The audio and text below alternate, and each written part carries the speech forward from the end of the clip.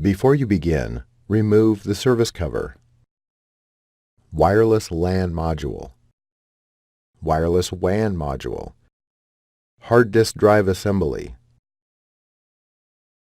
Optical drive. Keyboard. Top cover. Battery. Display panel assembly. And display bezel. Removal. Remove the 4.5 mm P1 Phillips head screw that secures the right hinge cover to the display enclosure.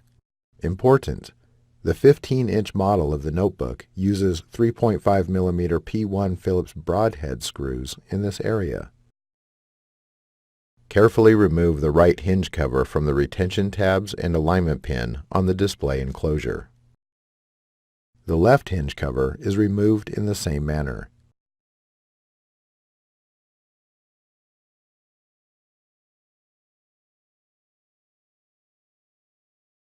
Reverse this procedure to install the hinge covers. Thanks for watching. Please click subscribe for more videos and weekly updates.